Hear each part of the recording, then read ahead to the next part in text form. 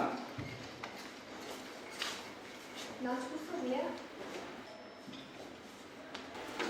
Lunch করছো মানে? আমি তো নাস্তাই তো করি নাই। আমি দারোয়ানকে দিয়ে কোনো রকমের অনুরোধ করে চা নেয়, তারপর চা খেতেছি। আর লাঞ্চ করবো কোথায়? তুমি কি রান্না টান্না কিছু করে রেখে গেছো নাকি?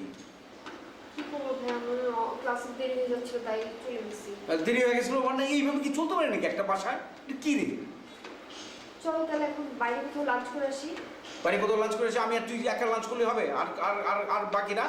সবকে ফোন করে বলি যে রেস্টুরেন্টে আসার জন্য। আচ্ছা এটা কি কোনো মানে হোস্টেল যে তোকে আমার ফোন করতে হবে, তুই সবকে ফোন করবি, আবার আসবে, আসার পরে আমরা বাইরে গিয়ে লাঞ্চ করে আসবো? এটা কি বাসা নাকি একটা হোস্টেলের মধ্যে আমরা আছি?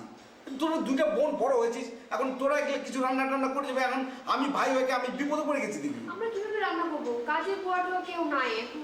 কাজের বুয়া তো তোমার ভাবি বিদায় করে দিয়ে গেছে 2 মাস 3 মাসের ব্যাপারে, এখন সে থাকবে না। কাজের বুয়া ছাড়া কোনোভাবে চলবে না। তুই দারোয়ানকে বল, আমি বলছি ওই কাজের বুয়া লাগবে, আসুক কাজের বুয়া আসুক। আশ্চর্য, 1-2 মাসের জন্য কোন কাজের বুয়া কাজ করবে? তুই মাথা খারাপ নাকি? তুই পাগল? কাজের বুয়া তো 1 মাস 2 মাসের বেশি কেউ থাকে নাকি? 1 মাস পরে দেখবি বলে যে আমার বাড়ির জন্য মন পড়তেছে, এই পড়তেছে, সেই পড়তেছে, ভালো লাগে না, এখানে দম বন্ধ হয়ে আসে। দেখবি 1 মাস পরে চলে যাবে, তখন আবার আরেকটা রাখতে হবে। কিন্তু একটা জিনিস খেয়াল রাখবি, অল্প বয়সী কাউকে রাখা যাবে না। তো বুঝিস তো, তোর ভাবি মাইন্ড করবে। একটু বয়স্ক দেখে রাখবি, একজন না পারে 2 জন রাখবি।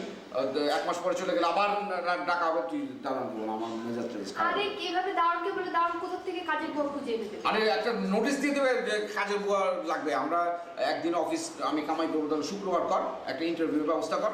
ইন্টারভিউর মধ্যে আমরা দেখে আমরা নেবো, অল্প বয়সী কাউকে নেবো না। আর এইভাবে হোটেল মোটেলে খাওয়া আমার পক্ষে সম্ভব না। আর জানছি আমি ওকে বল, ফোন করে বল। ভালো লাগে না যন্ত্রণা, প্রত্যেক দিন আমার শুয়ে গেল।